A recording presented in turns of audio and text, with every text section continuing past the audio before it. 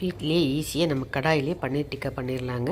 அதுக்கு நல்லா வெங்காயத்தை இந்த மாதிரி நறுக்கி வச்சுக்கோங்க. பன்னீர் நல்லா பெரிய பீஸாக கட் பண்ணி வச்சுக்கோங்க. குடமிளகா வச்சுக்கோங்க. தக்காளி உள்ள விதை எடுத்து நல்லா பெங்களூர் தக்காளியை நறுக்கி வச்சுக்கோங்க. மேலே மஞ்சத்தூள், கொஞ்சம் மிளகுத்தூள், அதுக்கப்புறம் சீரகத்தூள், கொஞ்சம் சோம்புத்தூள், கரம் மசாலா தூள், மிளகாத்தூள், மல்லித்தூள் எல்லாம் சேர்ந்து விரைவிக்குங்க. கடைசியில் கொஞ்சம் சாட் மசாலா போட்டு விரைவிக்குங்க. கொஞ்சம் லெமன் பிழிஞ்சு ஊற்றிக்கோங்க. அதுக்கப்புறம் அதில் கொஞ்சம் கார்ன்ஃப்ளவர் மாவும் கொஞ்சம் தூவிக்கோங்க. இத்தனையும் சேர்ந்து நல்லா கையில் லைட்டாக பிரட்டி விட்டுக்கிட்டு மேலே என்ன பண்ணி கொஞ்சம் எண்ணெயை ஊற்றி அப்படியே மூடி வச்சுருங்க. ஒரு அரை மணி நேரத்துக்கு ஊறட்டும். அதுக்கப்புறம் நீங்கள் இந்த மாதிரி பெரிய கடாயில் அழகாக சிம்லேயே வச்சு பிரட்டி எடுத்திங்கன்னா நல்லா டேஸ்ட்டாக வந்துடுங்க. அருமையாக இருக்கும். இப்படி ஆட்டி ஆட்டி விட்டாலே போதும். அது அழகாக அந்த நான்ஸ்டிக்கில் வந்து உங்களுக்கு குக் ஆயிரும். அழகாக நீங்கள் வேணும்னா குச்சியில் சொருகியும் நீங்கள் அழகாக வச்சுக்கலாம். லைட்டாக வெந்தாலே போதும். அந்த டேஸ்ட் வந்துடும். அந்த பச்சை வாடை போகிற வரலும் லைட்டாக சிம்மில் வச்சு நீங்கள் இந்த மாதிரி அந்த ஸ்டிக்கில் குத்திக்கலாம். அருமையான பன்னீர் டிக்கா ரெடி.